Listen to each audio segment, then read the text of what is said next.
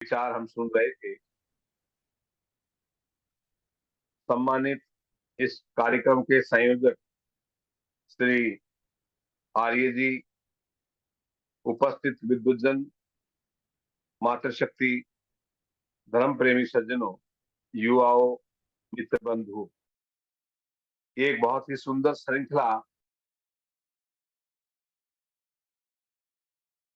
चलाई है आर्य जी ने, और इससे मैं समझता हूं लगभग काफी बुद्धिजन इसमें जुड़ते हैं। विद्वजनों का आशीर्वाद हम सबको मिलता है। उसी श्रृंखला में मुझे भी दूसरी बार आपने याद किया। मेरा सौभाग्य है आप लोगों के बीच में मैं अपनी कुछ बातें रखने के लिए आज उपस्थित हुआ हूं। आज मेरा विषय है योग, आयुर्वेद और जीवन जीने की शैली। आज हम सब समृद्ध हो रहे हैं, संपन्न हो रहे हैं हर दृष्टिकोण से, लेकिन स्वास्थ्य से कमजोर हो रहे हैं। जैसे मकान तो मजबूत है, लेकिन मनुष्य का अपना जो भगवान द्वारा दिया गया मकान है वो बहुत कमजोर हो गया है। और उस कमजोरी के अंदर हमारी अपनी दिनचर्या है वो लगभग ना के बराबर हो गई है। जब भी हम किसी युवा को कहते हैं कि आप अपना एक दिनचर्या बनाइए, आप अपना एक नियम तैयार कीजिए और उस नियम पर चलिए, तो युवा को लगता है कि ये क्या बात है। क्योंकि आज जब से कॉल सेंटर चले हैं, लगभग युवाओं का कॉल आता है और वो समय से पहले संसार से विदा हो जाते हैं। क्योंकि जब से हम प्रकृति के खिलाफ ये कार्य करते हैं, ठीक है, अर्थ संपन्न तो होते हैं, लेकिन आप स्वास्थ्य से काफी खोखलापन होने लगता है और धीरे धीरे स्वास्थ्य से संबंधित गरीबी आने लगती है। तो उन सब के पीछे है आपकी अपनी दिनचर्या। गुरुकुलीय परंपरा में जो दिनचर्या है, मैं समझता हूं अगर पूरे भारत में लागू कर दी जाए तो जवान मजबूत होकर के वास्तव में आर्यवीर मजबूती के साथ तैयार हो सकता है। और इसके अंदर एक अच्छा खान पान, अच्छा रहन सहन और अच्छी दिनचर्या, प्राणायाम और आसनों का, और विशेषकर जो पहले दादी माँ के नुस्खे हुआ करते थे उन चीजों का विशेष ध्यान दिया जाए। और साथ साथ में किस ऋतु में कौन सा आहार होना चाहिए, तिथ भुक, मित भुक, हित भुक, कि भाई हितकारी कौन सा है, मिथ्याहारी कौन सा है और ऋतु अनुकूल कौन सा है, उस आहार को देंगे तो मैं समझता हूँ जीवन का व्यवहार बदलने लगता है और व्यक्ति स्वस्थ हो जाता है। तो आज मैं ज्यादा अधिक न रख करके केवल उन्हीं बातों पर रखूंगा, क्योंकि आज जो युवाओं को बाधा उत्पन्न कर रही है, जैसे माइग्रेन है, साइनस है, सर्वाइकल है, स्पोंडोलाइटिस है, घुटनों की शिकायत है, यूरिक एसिड है, बालों का गिरना है, नजला है, हार्ट की भयंकर बीमारियां बढ़ रही हैं, दूषित कोलेस्ट्रॉल बढ़ रहा है, एचडीएल एलडीएल, जब भी डॉक्टर हर 3 महीने में टेस्ट लिखता है कि बराबर फिर से चेक कराइए। मैं कहता हूं चेहरा ही दर्पण है। आपके चेहरे से पता चलता है कि आपका क्या बढ़ा हुआ है। और आयुर्वेद में तो नाड़ी विज्ञान का इतना सुंदर महत्व है। आप महसूस कराएंगे किसी अच्छे वैद्य से जो मिलते हैं कि वात बढ़ा है तो वात से संबंधित कौन कौन से रोग आपको बाधा उत्पन्न कर सकते हैं। पित्त बढ़ा है तो पित्त से संबंधित कौन कौन से रोग आपको बाधा उत्पन्न कर सकते हैं। कफ बढ़ा है तो कफ से संबंधित कौन कौन से रोग उत्पन्न हो सकते हैं। तो इन अवस्थाओं को देख करके अपने शरीर की ठीक व्यवस्था की जा सकती है। अब केवल आपको समय से जागना है, केवल आपको जागरूक होकर, विवेकशील होकर के आप इस शरीर के अंदर डालना है। क्या किस समय डालना है, तो दिनचर्या हो जाती है प्रातःकाल 4 बजे प्रारंभ मित्रों। तो 4 बजे उठते ही ईश्वर स्तुति, प्रार्थना, उपासना मंत्र या प्रातःकालीन मंत्रों का पाठ करके उषापान, जलपान आदि करें। और उसके बाद नेचुरल कुछ आसनों का मदद लें, जो बिना किसी कायम चूर्ण के, बिना किसी त्रिफले के या बिना किसी विरेचक चूर्ण के, वो नेचुरल योग अभ्यास आपको पेट को साफ कर सकते हैं। तो योगिक जीवन शैली में सबसे उत्तम कटी चक्र आसन है। केवल दोनों पैरों को आप उतनी दूरी पर रखें जितनी दूरी पर आपके कंधे चौड़े हैं, और धीरे-धीरे आप अपना दायाँ हाथ दाईं तरफ, बायाँ फिर बीच में आए, उसी तरफ बाईं ओर ले जाएँ, धीरे-धीरे, बहुत फास्ट ना करें, तो आपकी आंतों को मसाज मिलेगी और अंतड़ियाँ धीरे-धीरे आपका मैलापन छोड़ने लगती हैं और धीरे-धीरे पेट एक नेचुरल वे में साफ होने लगता है। तो उठते ही बैठकर पानी पिएँ। खड़े होकर पानी पीने से अधिकतर लोगों के घुटनों में वात बढ़ जाता है, क्योंकि पानी एकदम गलता है ऊपर से, उसकी प्रकृति शीतल होती है और उसका प्रभाव, उसकी जो ऊर्जा है, वो पैरों की तरफ जाने लगती है। उससे अधिकतर घुटनों को शिकायत बढ़ सकती है। इसलिए आयुर्वेद कहता है कि बैठकर पानी पीजिए या कागासन में पीजिए। उसके पीने के बाद फिर कुछ कदम टहलिए और कुछ आसन अभ्यास कीजिए, जैसे कटी चक्रासन, उसी के साथ-साथ ताड़ासन, त्रिकोणासन और मंडूकासन और पवन मुक्तासन, ये 4-5 आसन करने पानी पीने के बाद, जिनको कोष्ठबद्धता रहती है, अधिकतर कब्ज रहता है, गैस ज़्यादा बनती है, फैटी लीवर है, या हाथों में सूजन है, या हल्की कोलाइटिस की सिम्पटम्स हैं, या पाइल्स के लक्षण हैं, उन सब के लिए नेचुरल पानी पी कर के अगर ऐसा करें, तो धीरे-धीरे आंतों की मजबूती भी होगी और आप अच्छे से अपने पेट को बर्तन की तरह साफ कर पाएँगे। पेट साफ होने से अनेकों प्रकार के रोग नष्ट होने लगते हैं। आप देखेंगे, सब रोगों का घर पेट है, और पेट अगर साफ है तो समझो कि आपके पास किसी प्रकार का रोग आ ही नहीं सकता। पेट के बंद होने से नज़ला गिरने लगता है। आप देखेंगे जब भी पेट आपका बंद होगा, अधिकतर उनको नज़ला अर्थात नाक का जल तो आने लगता है, और हल्का-सा कफ, हल्का-सा म्यूकस, सलाइवा आने लगता है। हम सोचते हैं हमारे को एलर्जी है, लेकिन होता है पेट के बंद होने से। अगर वहीं 2-3 दिन आप शाम को हरित की चूर्ण ले सकते हैं, अगर लगता है कि आपको हल्के योगासनों से इतना प्रभाव नहीं पड़ता है, बहुत ज़्यादा पुराना केस है, तो उसमें हरित की चूर्ण, हरित की, बभित की, आमल की, ये 3 अवस्थाएँ आयुर्वेद में बहुत महत्वपूर्ण है। आमल की आंवला, बभित की और हरित की, बभित की बहेड़ा और हरित की हरड़। तो ये हरड़ का चूर्ण आप रात्रि को लें, तो सुबह वायु दोष से राहत भी मिलेगी, और जो क्रॉनिक कॉन्स्टिपेशन है, कोष्ठबद्धता है, उससे रिलीफ मिलेगा। तो आपके जोड़ों की बीमारी भी दूर होगी, आपको प्रोस्टेट की भी स्थिति जो आ रही है, वो कम होगी। जो बाथरूम जाने में रुक-रुक के बाथरूम आ रहा है, जो अक्सर जो 50, 55 और 60 वर्ष की उम्र में चल रहे हैं, उनको प्रोस्टेट बढ़ रहा है। उसमें भी मूल कारण कब्ज़ है। तो कब्ज को हटाने के लिए हरित की चूर्ण आयुर्वेद में अत्यंत महत्वपूर्ण है। इसका कोई साइड इफेक्ट नहीं है। नेचुरल छोटी हरड़ को बारीक पीस लिया जाता है और उसकी फांकी आप रात्रि को ले लेते हैं, तो आसानी से पेट साफ होता है, और ये रोगों से बचाने में बहुत महत्वपूर्ण है। मैं पिछले 23-24 वर्षों से जहाँ योग अभ्यास करवाता हूँ, विश्वविद्यालय में पढ़ाता हूँ, वहाँ आयुर्वेद को भी पढ़ाता हूँ। आयुर्वेद के संदर्भ में भी कुछ नुस्खे और कुछ बच्चों के साथ जीवन शैली संबंधित ये रखता हूँ, तो उनको आशातीत लाभ मिला है और उसे एक अच्छे परिणाम देखने को मिले। उन्हीं बातों को आपसे साझा करने के लिए आपके बीच में हूँ मैं। तो हरित की चूर्ण कइयों को अनुकूल नहीं पड़ता, तो वो आंवल की ले लें, तो आंवला चूर्ण लें। क्योंकि उन कइयों को अंदर विटामिन सी की भी कमी होने के कारण कुछ अंग धीरे-धीरे निष्क्रिय रहते हैं। तो सक्रिय करने के लिए विटामिन सी का होना बहुत ज़रूरी है। जैसे जुकाम अधिकतर होगा उनको, जिनको विटामिन सी की कमी है, और विटामिन सी की पूर्ति करने में आंवला अपने आप में अमृत है। और पेट को भी साफ करने में काफ़ी सहायक है, क्योंकि आंवले का जो टेस्ट है मित्रों, वो कसैला है। आंवला केवल पेट ही साफ नहीं करता, आंवला अपने आप में एक रसायन भी है। जिनको खून कम बनता है, जिनको जुकाम बार-बार होता है, जिनको बहुत ज़्यादा साँस चढ़ने लगते हैं, उनको प्रत्येक दिन 1 चम्मच आंवले का सेवन करना चाहिए। वो पेट को तो साफ करेगा, कफ को भी साफ करेगा, वात भी उत्पन्न नहीं होने देगा, और आयु को लंबी बढ़ाने में आंवले का बहुत बड़ा प्रमाण है। तो आप अगर अपने आयु को और लंबा बनाना चाहते हैं, तो डेली आंवले का चूर्ण, आंवले का मुरब्बा, कच्चा आंवला कद्दूकस करके शहद में मिलाकर ले सकते हैं। कम से कम 2 आंवले प्रत्येक व्यक्ति के लिए बहुत आवश्यक है। विशेषकर जो आर्य परिवार है, उनका स्वस्थ होना बहुत जरूरी है, क्योंकि अब आर्यों की संख्या दिनों दिन कम हो रही है। आर्य समाजों पर कब्जे हो रहे हैं।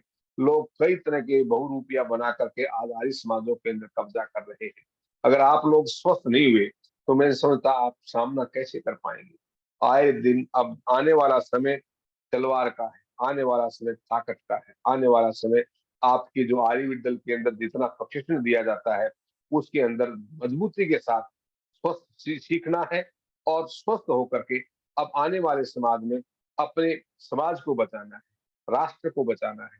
मेरा उद्देश्य है कि आप एक भूमि के ऊपर वीर पुत्र हैं और ये भूमि आर्यों के लिए दी है। तो आर्यों, अब आपको जागना होगा, और नहीं तो हमारा कोई विकल्प नहीं है कि हम इस चीज से निकल सके। कारण ये है कि आज हम अस्वस्थ होते जा रहे हैं। जो हमारे पुराने आर्य हैं, वो धीरे धीरे दीपक की तरह बुझते जा रहे हैं और नए आर्यों की सेना तैयार नहीं हो रही। अब अकेले आर्य जी बेचारे क्या कर सकते हैं। वो अपना ऑनलाइन सिस्टम बना करके हम सबको जोड़ने का अपना अमूल्य समय दे करके इतनी भूमिका निभा रहे हैं। ये कम नहीं है, ये बहुत बड़ा अमूल्य समय आज हम सबको दे रहे हैं। हम सब कृतज्ञ हैं आर्य जी का, जिन्होंने इतना विचार किया, चिंतन किया, हम सबको जोड़ा है। और अच्छे अच्छे विद्वान आपके बीच में आते हैं। कल परसों 9 तारीख को लगभग पूज्यपाद स्वामी रामदेव जी के गुरु जी भी उपस्थित होंगे। हमें बड़ी आशा है, प्रद्युम्न आचार्य जी। और इस प्रकार से अनेकों आर्यों को, आचार्यों को आर्य जी इस श्रृंखला में जोड़ करके हम सबको आशीर्वाद दिलाते हैं। ये बहुत बड़ा पुण्य का कार्य है। असली आर्य का यही काम होता है और ये कर रहे हैं। लेकिन ऐसे आर्य पूरे देश में कम से कम 1000 हो, तब कल्याण हो। अकेला एक आर्य रूपी सूर्य यहाँ खिला हुआ है, प्रकाश दे रहा है, तो इसके माध्यम से कहाँ तक का हम प्रकाश दे पाएंगे, क्योंकि एक सीमित दायरे में आर्य हो जाता है। तो मैं समझता हूँ मित्रों, और भी आर्य जी के पक्षों पर चले, और हम भी इनकी प्रेरणा से इस विषय में अपना भाग करके नौकरी करके आए हैं, और जल्दी ही अपना रात्रि का भोजन लेकर के आपके बीच में मैं अभी उपस्थित हूँ। तो मैं चर्चा कर रहा था भविष्य की पर, आमल की पर। अब जैसे भविष्य की बहेड़ा है, अब यही साथ साथ में काफी लोग ऐसे भी मिलते हैं जिनको बहुमूत्र की शिकायत, बार बार कहते हैं कि मेरा प्रोस्टेट बढ़ गया है और यूरिन कंट्रोल नहीं हो पाता। तो ऐसी अवस्था में भविष्य की बहेड़ा जो है, वो गुड़ के साथ गोलियां बनाए और 2-2 गोली दिन में 4-6 बार ले। 2 सुबह, 2 दोपहर, 2 शाम। आप स्वयं तैयार कर सकते हैं। गुड़ आपके पास है, बहेड़ा आप पंसारी की दुकान से खरीद ले, मिक्सी आज इतना संसाधन उपलब्ध है, उसमें अपना उस चूर्ण को बना करके और उसमें बराबर का गुड़ मिला करके, लगभग आधा केजी अगर बहेड़ा चूर्ण है, तो करीब करीब उसके अंदर 1 पाव गुड़ डाल के और छोटी छोटी गोलियां बना ली। आप देखें, चमत्कार को नमस्कार है। आपको बहुत आराम मिलेगा। फिर बहुत सस्ता इलाज है। और नहीं तो न जाने कितने औषधें खानी पड़ती है। कहीं प्रोस्टेटो है, कहीं चंद्र प्रभावटी है, कहीं चंदन आसव है, कहीं चंदन आदि वटी है। ये सारे प्रोस्टेट को, वो गूगल है, वो कम करने में सहायक औषध है, जिनका साइड इफेक्ट नहीं है। लेकिन फिर भी आखिर एक आर्थिक हानि तो होती है जब हम औषध खरीदते हैं। तो इसलिए आप कोशिश करें कि अपने को कुछ अपनी जीवन शैली को ठीक करते हुए एक नेचुरल वे में अपने आप को सुधार कर सकें। अगर लगता है फिर भी स्वास्थ्य पटरी पर नहीं आता है, तो आप इन औषधों का सहारा ले सकते हैं। जिससे प्रोस्टेट की जो बीमारी है, गदूद बढ़ जाने, जिससे नाक के अंदर मांस बढ़ जाता है, तो हम सूत्र नेति से और जल नेति से उस मांस को घिसा करके और अच्छे से इन दोनों नौसिर को स्वस्थ कर सकते हैं। जिनको रात्रि को खर्राटे आते हैं, जिनको स्नोरिंग की प्रॉब्लम है, या जिनको ऑक्सीजन की कमी पड़ती है, तो उन व्यक्तियों को रात्रि को सुबह जल नेति, सूत्र नेति करके कपालभाति करना चाहिए। और रात्रि को बादाम का तेल या सरसों का तेल या आयुर्वेद में सरबिंदु तेल या गाय का, शुद्ध देसी गाय का घी नाक में डालिए, जिससे कि नासिका रात्रि को अवरुद्ध ना हो और आपको श्वास लेने में तकलीफ ना हो। तो ये आपके जो साइनस है, जो माइग्रेन है, उसमें भी मदद करता है। और जिनका नाक का मांस बढ़ा हुआ है, उसमें भी मदद करता है। और साथ में फिर भी कम धीरे कम असर है तो रात्रि को सोते समय हरित की चूर्ण ले लें, जिससे कि अच्छा सा पेट साफ होगा तो नाक भी अच्छे से साफ रहेगा। पेट साफ नहीं है तो नाक भी भरा रहेगा। आप खुद महसूस करें कि जब जब भी पौष्टिकता रही तब तक नाक रुका रहा। उसी प्रकार साथ साथ में आप देखेंगे कि बालों का गिरना, बालों का जल्दी सफेद हो जाना, तो ये चीजें भी आपके पेट के अवरुद्ध हो जाने से, पानी के गड़बड़ हो जाने से या बे टाइम के खाने से अक्सर ये सामने आता है कि बालों में डैंड्रफ पड़ गया है, बालों की जड़ें कमजोर हो गई और बालों का सफेद होना प्रारंभ हो गया है। तो ये सारे के सारे एक प्रकार से कोष्ठबद्धता की एक निशानी है। इसलिए मित्रों, आप प्रयास करें कि कहीं न कहीं सर्वांगासन, विपरीत करणी मुद्रा और शीर्षासन का भी सहारा लें, आंवले का भी सहारा लें। तो आंवला अधिक खाएं, च्यवनप्राश के रूप में लें या स्वामला के रूप में दूध पापेश्वर जैसी कंपनियां अच्छा बनाती है।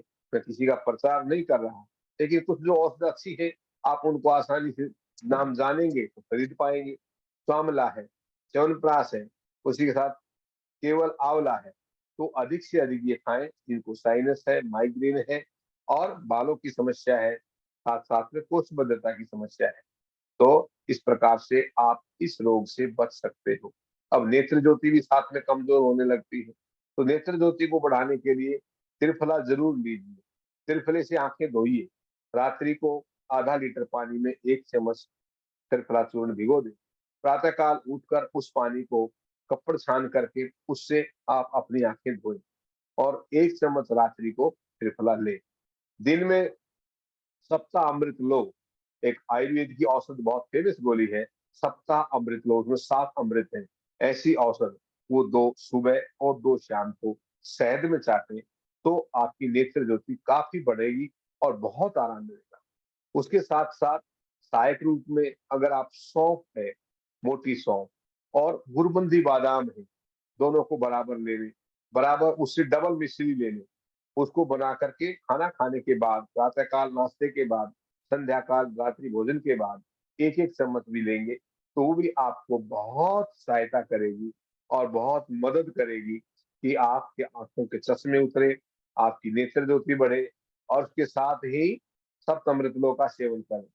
उसके साथ साथ आयुर्वेद में त्रिफला घृत, त्रिफले का घी तैयार है, वो भी 1 चम्मच आप शाम को 4-6 बजे के आसपास, जब लोग अक्सर दाल, नमकीन आदि या अधिकतर चाय लेकर बैठते हैं, उस समय आप त्रिफला घृत का सेवन करें और नंगे पैर घास पर चलें और अधिकतर पेट को साफ रखें, तो नेत्र ज्योति बढ़ने लगती है। अब जन्म से ही जिनकी आंखें कमजोर हैं, चश्मे का नंबर बहुत तेज चढ़ा है, लंबा चढ़ा है, उस व्यक्ति को लंबे समय तक पेट पर ध्यान देना है कि पेट मेरा स्वस्थ रहे तो आंखें नेत्र ज्योति बढ़ेगी। साथ में सुरापान, धूम्रपान और जितना भी मांस मेद आदि है उसको कम से कम कर दें या बिल्कुल बंद कर दें और अधिकतर विटामिन ए, जैसे बादाम है, देसी घी है, तो विटामिन ए की पूर्ति करें जिससे कि आपकी आंखें और अच्छी स्वस्थ होंगी और आप नेचुरल रूप से अपने स्वास्थ्य को ठीक कर पाएंगे।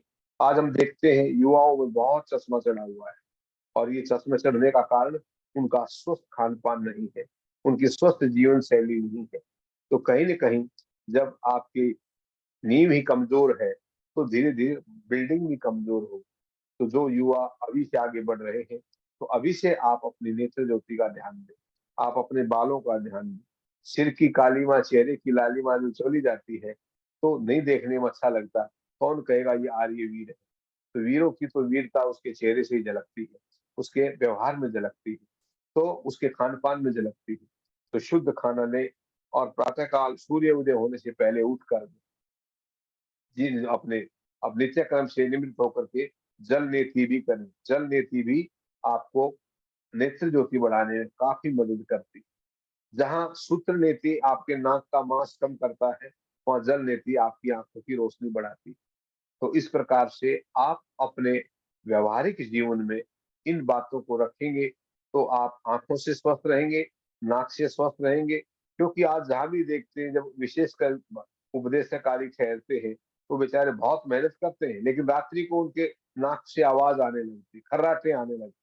हमें भय हो जाता है कि हृदय की शिकायत ना बन जाए, कहीं इनको ब्रेन की समस्या ना बन जाए। तो इस प्रकार से इस चीजों का ध्यान दें और वो अपने स्वास्थ्य को अच्छे से स्वस्थ कर सकते हैं योग से, आयुर्वेद से, दोनों का सहारा लेकर। आगे आते हैं कमर का दर्द, बैक पेन। अधिकतर लंबर, विशेषकर L4 है, L5 है, S1 है, S2 है, L1 है, अधिकतर ये कमजोर मिल जाते हैं क्योंकि हमारा जो पोस्चर है बैठने का अधिकतर झुका हुआ है, मुड़ा हुआ है, और पोस्चर के गलत बैठने से पोस्चर में अधिकतर लोअर बैक पेन बढ़ जाता है। अपर बॉडी का वेट आपके लोअर पर आ जाता है और जिससे आपकी लंबर कमजोर होने लगती है। इसी प्रकार कॉक्सिया भी कमजोर होने लगता है टेलबोन के आसपास। तो ये सारी अवस्थाओं को ठीक करने में अगर आप देखें, खाना खाने के बाद जो हम वज्रासन लगाते हैं, जहां वो आपकी बैक पेन को ठीक करता है। वज्रासन आप समझते हैं, वज्र पहाड़ की तरह घुटनों को मोड़ करके भोजन करने के बाद अवश्य बैठ। ये आपके वायु दोष से भी मदद करेगा और कमर के दोष से भी राहत देगा, साथ साथ में पाचन भी स्वस्थ करेगा। तो ये आसन एक ऐसा है जो आप भोजन करने के बाद वज्रासन कर सकते हैं। लेकिन जिनकी उम्र 50 हो गई है, वजन बढ़ा हुआ है, तो वो वज्रासन ना लगाएं। कई बार इसमें कार्टिलेज या लुब्रिकेंट सूख जाता है, कार्टिलेज घिस जाते हैं, उस कारण से कभी कभी घुटनों में नुकसान हो सकता है। तो सावधानी रखें और वज्रासन का उम्र के हिसाब से, अपने आयु के हिसाब से, अपने वेट के हिसाब से उसको लगाएं और वज्रासन करने के बाद धीरे धीरे अपने आप को लंबे समय तक बैक स्ट्रेट रखें। उसके साथ प्रातः काल अधिकतर भुजंगासन, जिसको कोबरा पोस्चर बोलते हैं, इसकी 3 अवस्थाएं। प्रथम सरल भुजंगासन जो एल्बो टिकाकर है, फिर अर्ध भुजंगासन जो हथेली उठा करके है, और पूर्ण भुजंगासन जो हथेली टिका करके। ये तीनों अभ्यास करें। जिनको गर्दन की प्रॉब्लम है, बैक और नेक दोनों में मदद करता है भुजंगासन, कोबरा पोस्चर। लेकिन अवस्थाएं 3 ही। देखना ये है किसको कितनी क्या शिकायत है। अगर आपको वर्टिगो की समस्या है, हम लेट करके उठते हैं, चक्कर आने लगता है, जी मिचलाने लगता है, वोमिटिंग जैसी फीलिंग होती है, तो ऐसी अवस्था में आपको ब्रह्म मुद्रा काफी गहरी काम करती है। ब्रह्म मुद्रा में आप धीरे धीरे देखेंगे कि अपनी ठोड़ी को दाईं ओर और फिर दाएं से बीच में, उसी प्रकार बाईं ओर, बाएं से फिर बीच में, उसी प्रकार आकाश की ओर और फिर सामने, ये 4 अवस्थाओं में भ्रमण कराना है गर्दन को। तो ये आपके सर्वाइकल स्पॉन्डिलाइटिस को ठीक करने में सहायक है। उसी प्रकार कुछ स्पेशल व्यायाम है जो मस्तिष्क के ऊपर प्रेशर दे करके आप पुश करेंगे, मस्तिष्क के उंगलियों पर और उंगलियों से मस्तिष्क के ऊपर। उसी प्रकार पिछले हिस्से की अवस्था ठीक करेंगे, उसी प्रकार साइड से अभ्यास ठीक करेंगे, फिर दूसरे हाथ से अभ्यास ठीक करेंगे और लास्ट में थोड़ी के नीचे करके पुश करेंगे गर्दन को। तो ये आपके सर्वाइकल स्पॉन्डिलाइटिस में को ठीक करने में ये हल्के सूक्ष्म अभ्यास काफी मददगार साबित हो सकते हैं, अगर आप नेचर के साथ जीवन जीना चाहते हैं तो। अगर आप दर्द निवारक दवाओं पर निर्भर हो गए हैं, तो आगे चल करके आप किडनी के रोगी हो सकते हैं। तो आप अपनाएंगे जीवन में योग, अपनाएंगे आयुर्वेद, अपनाएंगे एक स्वस्थ जीवन शैली, तो मित्रों आप इन चीजों से बच करके आप अपने स्वास्थ्य को ज्यादा स्वस्थ और आनंदित कर सकते हैं। उसी प्रकार साथ साथ में आपको बैक पेन में पेट के बल लेट जाए, मुट्ठी बंद करके एक एक पैर से शलभ आसन करें। पहले दायां पैर उठाएं थोड़ी टिकाकर, होल्ड करें और फिर लगभग 30 सेकंड रोकें और फिर नीचे ले आए। उसी प्रकार दूसरे पैर से एक एक पैर से शलभ आसन करें। ये आपको सियाटिका पेन, वेरिकोज वेन और प्लस जिनको डिस्क प्रॉब्लम है उसमें बहुत मदद करता है। इनके लिए आपको डॉक्टरों के पास स्थायी इलाज नहीं है, जितना आयुर्वेद में, जितना आपके स्वयं के जीवन शैली को ठीक करने में है। ये जीवन शैली से संबंधित रोग है, ये कोई विशेष रोग नहीं। अगर आप इन पर चिंतन करें और किसी अच्छे योग गुरु या अच्छे आयुर्वेद डॉक्टर के सानिध्य में आपका संपर्क हो जाए, तो आप अपने जीवन की नींव को अच्छे से मजबूत कर सकते हैं। तो बैक पेन को ठीक करने में जहाँ भुजंग आसन बंद करता है और वहाँ आप अपना शलभ आसन साथ साथ करें। उसी के साथ साथ आप धनुरासन का सहारा लें। धनुरासन आपके नाभि सिस्टम को ठीक करता है। कईयों की नाभि टल जाने से अधिकतर पाचन प्रक्रिया खत्म हो जाती है, गड़बड़ हो जाती है। या तो वात ज्यादा बन जाता है या मल बंधता नहीं है, तो उनको अधिकतर देखने में मिलता है कि उनका अपचन की स्थिति बनने लगती है। और अपचन एक ऐसा भयानक रोग है मित्रों, जो अधिकतर शुगर पैदा करता है। शुगर मीठे से पैदा नहीं होता, अपचन से रोग से, जिनका डाइजेशन ठीक नहीं है उसी से। और आज हिंदुस्तान में लगभग लगभग एक फैक्ट्री बन गई है शुगर की। कोई भी व्यक्ति नहीं बचा, लगभग मुश्किल से लगता है 5 या 10% बचे होंगे, तथा अधिकतर शुगर के पेशेंट होंगे। और वो सब अपचन के कारण, सब डाइजेशन को स्लो होने के कारण फैटी लीवर होने लगता है। पेनक्रियाज इंसुलिन देना बंद कर देता है और उसका परिणाम मधुमेह का रोग है। तो आज आप उसके साथ जहाँ शलभ आसन बैक को ठीक करने में सहायता करता है, वहां आपके पेट को भी ठीक करने में मदद करता है। उसी के साथ साथ धनुरासन करेंगे तो आपकी नाभि ठीक रहेगी।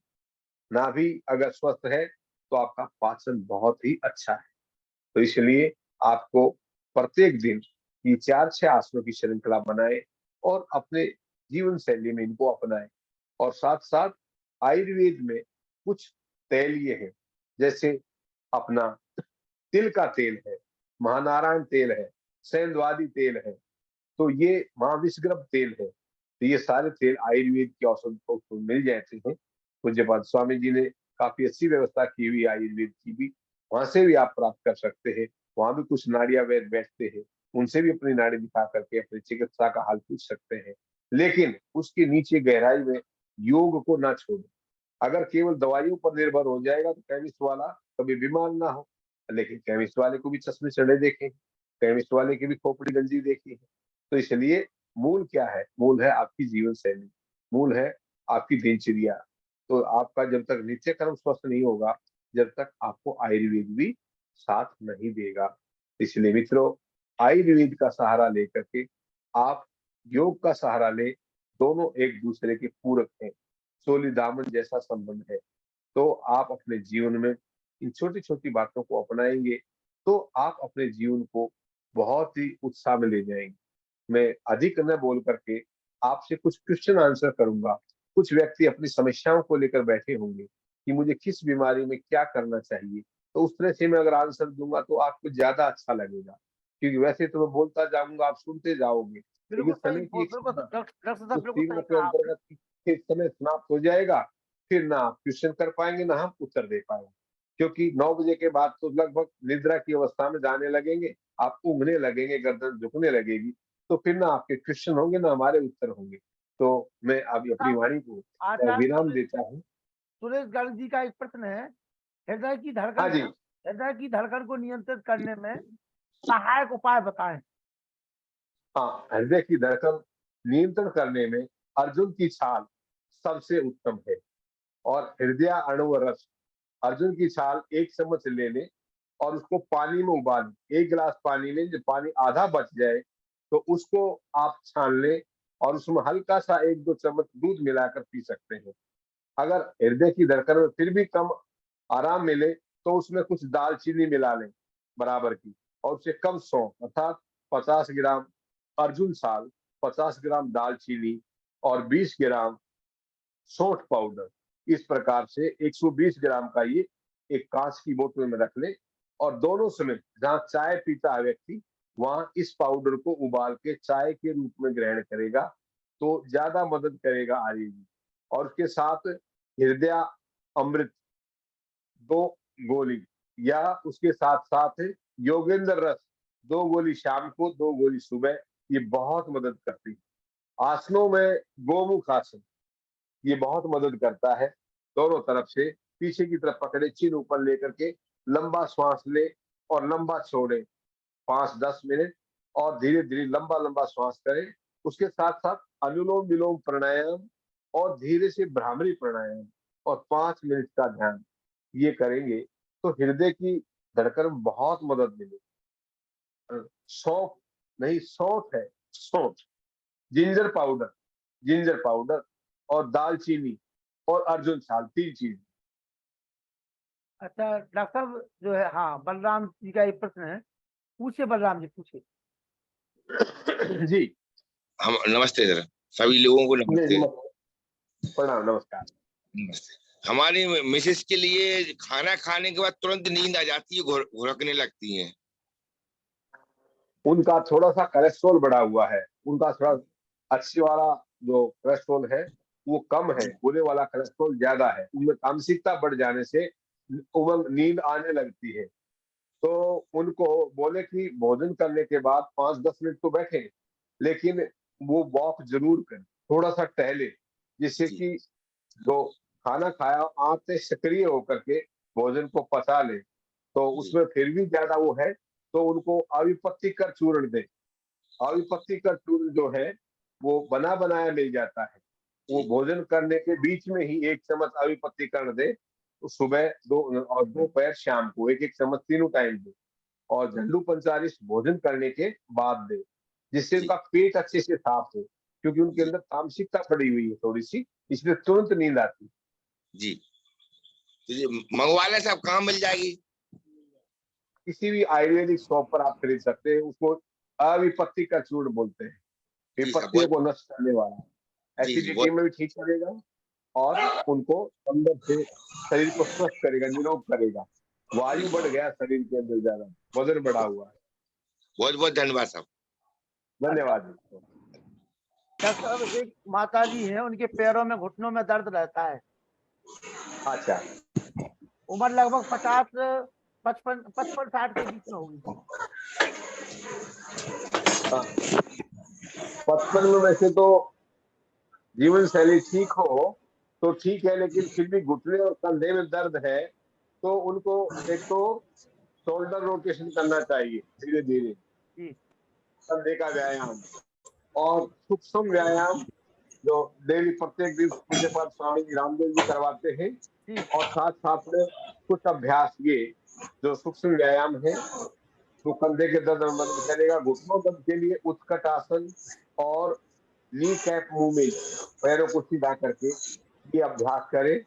और रूम आर्थो, एक आयुर्वेद में कैप्सूल तैयार होते हैं रूम आर्थो, जी अगर आप लिख सकते हो तो वैद्यनाथ के हैं गोल्ड। तो रूम आर्थो 2 कैप्सूल रात्रि को दूध से सेवन करें, जी जी जी और सुबह अधिकतर दही का त्याग करें, रात्रि को त्याग करें दही का। छाछ और ठंडी चीजें नहीं लें, खट्टी चीजें नहीं लें। कई बार यूरिक एसिड बढ़ जाने से भी घुटनों में दर्द शुरू रहता है, तो बीच बीच में यूरिक एसिड चेक करवा लें, तो यूरिया ना बढ़ा हुआ हो। और घुटनों के व्यायाम करें, रूमार्थ हो या महारसनादि काढ़ा 5-5 चम्मच रात्रि के भोजन के बाद, दोपहर भोजन के बाद सेवन करेंगे, बराबर का पानी लेकर। जी जी जी। आराधना जी पूछिए। सभी आर्यों को मेरा नमन। आवाज आ रही है भाई हाँ, सर? आवाज आ रही, आवाज आ रही। नमस्ते सर। सर मुझे पूछना था, एक तो समस्या मैं सर ने ही पूछ ली, मेरी मम्मी को घुटनों में प्रॉब्लम है, वो मैंने नोट भी कर लिया है। पापा को थोड़ा सा डायबिटीज की दिक्कत है, थोड़ा सा आप इस पर बताएंगे? डायबिटीज की और उम्र पेट साफ होने में दिक्कत होती है। उम्र कितनी है? पेट साफ उनकी 60 प्लस है, मतलब 60 के हो गए हैं वो। हाँ, अगर आपके पास पैसे की अवस्था मजबूत है तो आयुर्वेद में हाँ उसके लिए, मधुमेह के लिए बसंत कुसुमा का रस और शिलाजीत वटी, एक गोली बसंत शिलाजीत कुसुमा वर्दी। का रस, हाँ शिलाजीत वटी और बसंत कुसुमा हाँ का रस सबसे उत्तम दवा है ये। हाँ उनको ठीक है। ताकत भी देगा। तो ये 2 गोली सुबह, 2 दोपहर, 2 शाम को भोजन हाँ से आधा घंटा पहले ले। जी। एक और शिलाजीत वटी, एक बसंत कुसुमा का रस नाश्ते से सर पहले। एक मैं शिलाजीत बेटी तो मैंने समझ में आ रहा है, एक और आप क्या नाम ले रहे हैं मुझे समझ में नहीं आ रहा थोड़ा सा। बसंत कुसुमा का रस। ठीक ठीक ठीक सर। क्या क्या बोला मैंने, बता? बसंत कुसुमा। हाँ, तो बसंत कुसुमा का रस ये बहुत थोड़ी कॉस्टली है दवाई, लेकिन बहुत अच्छी है। मुकुल कांगड़ी का या वैद्यनाथ का लेंगे तो बहुत अच्छा आराम करेगा। और उनको सुबह खाली पेट 1 चम्मच जामुन गुठली का चूर्ण दे। ठीक है सर, ठीक है। और साथ में दोपहर पनीर डोडा आता है, उसका चूर्ण लें भोजन से पहले। पनीर डोडा। हाँ, या भिगो ठीक। करके दें उसका पानी। एक लकड़ी आएगी खादी भंडार से, विजय सार की लकड़ी, उसका पानी पिलाएं उसको। 1 कप पानी में 1 टुकड़ा भिगो दें विजय सार की लकड़ी, वो पिलाएं। जी, ठीक है, और उनको बंदूक आसन करने को बोले, दोनों हाथ नाभि के पास लगा के और धीरे धीरे हाँ। आगे झुकाएं, जिससे कि पेंक्रियाज को अच्छे से मसाज मिले खड़े होकर या और फिर कब्ज बैठ नहीं कर, रहेगी। मतलब ये के बल मंडूकासन? बैठ के कर सकते हैं, या ठीक। पद्मासन में बैठ करके भी डायरेक्टली मुट्ठियों को नाभि के दोनों तरफ लगाएं और आगे झुकाव दें। इसको मंडूक आसन कहते हैं। तो ये आसन भी करें, या वक्र आसन करें, या ताड़ आसन करें। मतलब 4 ताड़ासन आसन वगैरह तो करने सर वो से। करते हैं, योगा भी करते हैं, ये हम और उनको बोल देंगे। हाँ, और जिससे जामुन गुठली पाउडर बहुत अच्छा मदद करता है, करेले का पाउडर बहुत अच्छा मदद करता है, गुड़मार का पाउडर बहुत अच्छा मदद करता है, और साथ में पनीर डोडे का पाउडर बहुत अच्छा मदद। कोई भी 2 चूर्ण खरीद लें और आधी ठीक। आधी चम्मच दिन में 2-3 बार ले लें। ठीक है सर। सर उनको थोड़ा सा फ्रेश होने में भी दिक्कत होती है, उनका पेट साफ नहीं होता, वो काफी टाइम लेते हैं और इससे भी 1 परेशान रहते चम्मच हैं। जामुन गुठली पाउडर देंगे तो हाँ। उसका बहुत अच्छा पेट साफ होगा। 1 ठीक है। चम्मच में करीब अच्छा भरा हुआ चम्मच दीजिए और पानी हाँ। पिलाइए ऊपर से, और फिर देखिए उनको अच्छे से ठंडे आंतें पानी साफ हो में गई या गुनगुने में देना है। है ये? ठंडे पानी में या गुनगुना गुनगुने? पानी, गुनगुना गुनगुने पानी। पानी, गुनगुने पानी। ठीक, ठीक सर, ठीक है। धन्यवाद सर। धन्यवाद। और बताओ। देखिए, एक प्रश्न आया है अभी हाल के, प्रोटेस्ट ग्रंथि की व्याधि का निवारण बताइए। प्रोटेस्ट ग्रंथि हाँ, की व्याधि। इसमें जी, प्रोस्टेट ग्रंथि का निवारण ये है कि एक तो श्वास बाहर निकाल करके मूल बंद क्रिया करें। एनस को अंदर खींचे, मूत्र मार्ग को अंदर खींचे, और साथ साथ में जालंधर बंद, उद्यान बंद, मूल बंद, तीनों बंधों का प्रयोग करें और धीरे धीरे छोड़ें। पानी खूब पिए। उसके बाद गोक्षुर गूगल 2 गोली सुबह, 2 दोपहर, 2 शाम को। और उसके साथ साथ प्रोस्टेटो, वैद्यनाथ की बनी बनाई औषधि मिलती है प्रोस्टेटो, तो एक एक गोली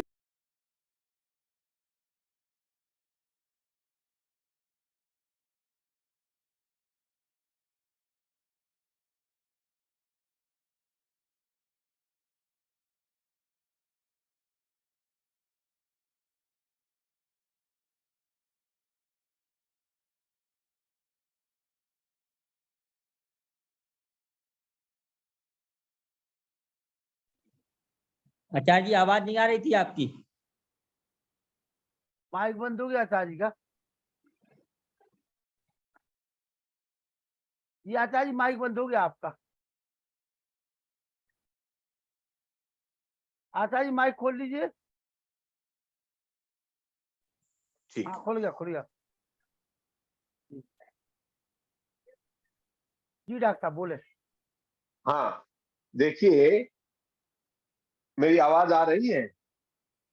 हाँ, आ रही है डॉक्टर साहब, आ आ रही रही है। है? आ रही है, आवाज आ रही हाँ, है।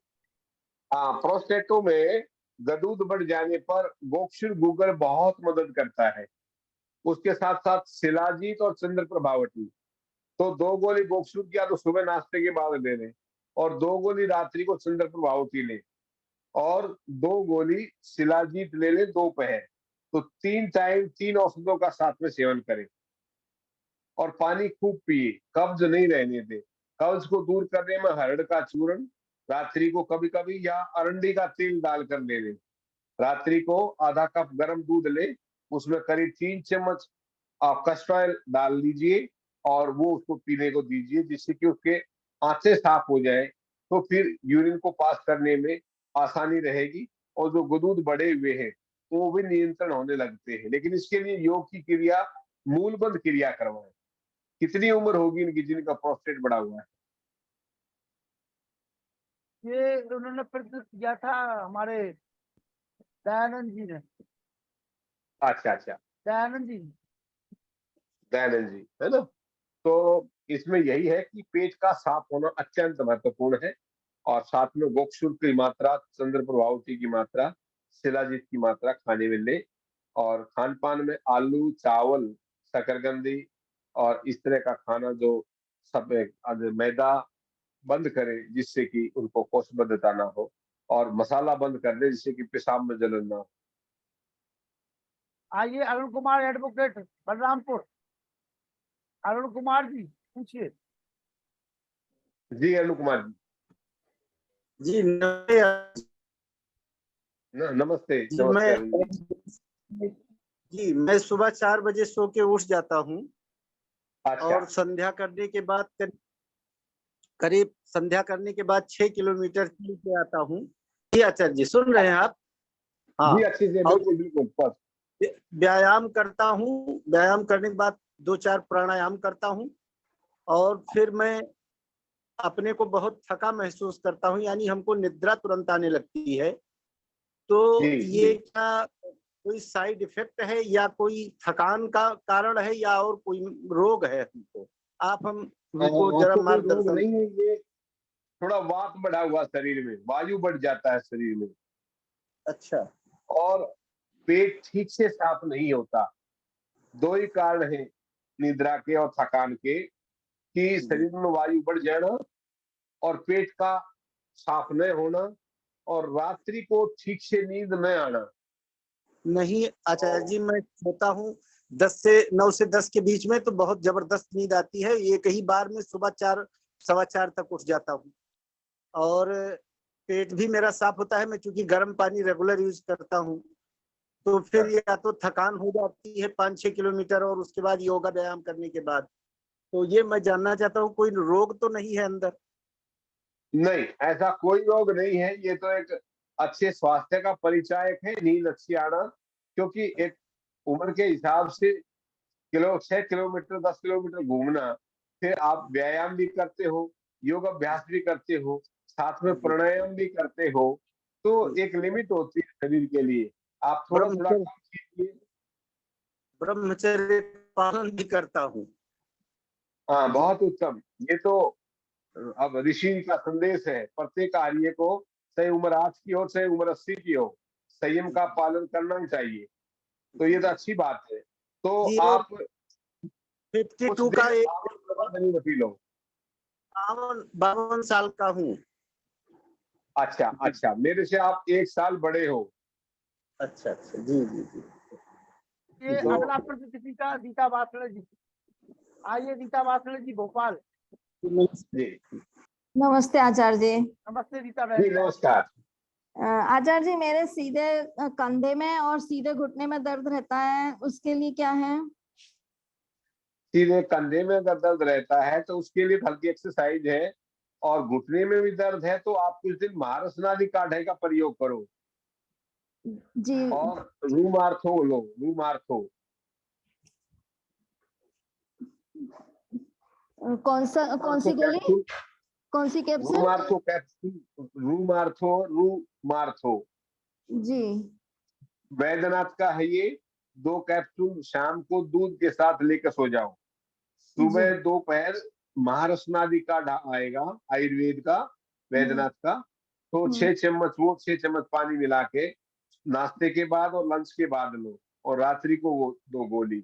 और जी। कोशिश करो कि चावल ना खाएं, उड़द की दाल, राजमा, चावल का प्रयोग ना करें, और जितना हो सके, अब श्रावण मास है तो इसमें आप छाछ का भी सेवन ना करें, जी। तो ये जल्दी ठीक हो जाएगा। और हल्की सी सरसों के तेल में लहसुन और अजवाइन डाल के उबाल ले, और उस तेल की कभी कभी मालिश करें सप्ताह में 2 दिन 3 दिन। जी। और हरित की चूर्ण, जैसे रात को दूध पीते हैं तो हरित की चूर्ण कब ले सकते हैं फिर? दूध के कितनी देर बाद में? दूध के करीब और आधा घंटे बाद ले लेगा। गुनगुने पानी से, सादा पानी से? गुनगुने पानी, गुनगुने पानी। आयुर्वेदिक दवाइयाँ गुनगुने पानी से ही खाई जाती हैं। जी। हाँ हाँ। जी आचार्य जी, धन्यवाद। ठंडे पानी से कभी नहीं खाई जाती, गुनगुने पानी से या शहद के साथ। जी आइए जी। Doctor Ved Prakash R G, Ved Prakash Sharma ji. नमस्ते शास्त्री जी। जी नमस्कार ये नमस्कार शर्मा जी। ये बताइए कि मुद्राएं जो है 5 हमारी, वो सब बीमारियां दूर कर देती हैं, तो मुद्रा के लिए कितनी देर करना चाहिए मुद्राएं? जैसे कि हमारी ज्ञान मुद्रा है, आकाश मुद्रा है, वरुण मुद्रा है, पृथ्वी मुद्रा है, सूर्य मुद्रा है। डायबिटीज के लिए तो सूर्य मुद्रा बहुत अच्छी बताई गई, इसके बारे में आपका क्या एक्सपीरियंस? हाँ, बिल्कुल, बिल्कुल अच्छा अनुभव है। सूर्य मुद्रा है या अपान मुद्रा, अगर देखो जिनको पेट साफ नहीं होता है, कौशलबद्धता, तो अपान मुद्रा लगाएँ और सूर्य मुद्रा का अच्छा लाभ उठाएँ। निर्भर करता है उसमें मन का शांत होना आवश्यक है और मुद्राएँ तो अपने आप में आसनों से भी ज़्यादा कारगर हैं। अगर ज्ञान मुद्रा है, जिसकी मंद बुद्धि बच्चा है, तो ज्ञान मुद्रा बनाएगा तो काफ़ी आराम मिलेगा। क्योंकि हमारा एक्यूप्रेशर में पॉइंट ये रहता है, आपके देखिए, तो यहाँ पर हम ज्ञान मुद्रा लगाते हैं, तो डायरेक्टली हमारा ब्रेन के पॉइंट को प्रभावित करता है। उसके साथ फिर वायु मुद्रा है, तो जिनको पेट में गैस आदि बनती है, तो वायु मुद्रा और बुद्धि कम काम करती है, ज्ञान मुद्रा, पेट साफ नहीं होता तो अपान मुद्रा। तो मुद्राओं का संबंध तो बहुत गहरा है और वैसे भी आज के समय मुद्रा नहीं होती तो आचार्य काम जी नहीं हम ये चाह चलता। रहे हैं कि आप थोड़ा प्रैक्टिकल कर दें मुद्राओं के बारे में लगाने के लिए, और कितने समय लगाना है, 2 बातें जानना चाह रहे हैं। जी, जी, आप देखना ये होता है कि आप कितनी देर तक स्थिर बैठते हैं। वैसे एक मुद्रा अधिक से अधिक 3 मिनट से ज़्यादा नहीं लगानी चाहिए। 3 मिनट? 3 मिनट। 3 मिनट के बाद फिर वो एक प्रकार से जैसे हम औषध और आहार एक जैसा लेने लग जाएँ, तो फिर औषध ही आहार हो जाता है। ऐसे ही अगर हम पूरे दिन भर मुद्रा में रहने लगेंगे, तो मुद्रा से फिर उसका असर कम होने लगता है। तो 30 सेकंड से प्रारंभ करें और 3 मिनट तक कोई मुद्रा, जैसे सांभवी मुद्रा है। अगर हम दोनों नेत्रों को भरकुटी में एक साथ इकट्ठा करते हैं, तो ये सांभवी मुद्रा है। तो जिनको अक्सर माइग्रेन रहता है, तो वो कम से कम 3 मिनट तक सांभवी मुद्रा करें। जैसे तड़ागी मुद्रा है, जिनको पाइल्स है, तो वो कम से कम 30-30 सेकंड अपना नीचे से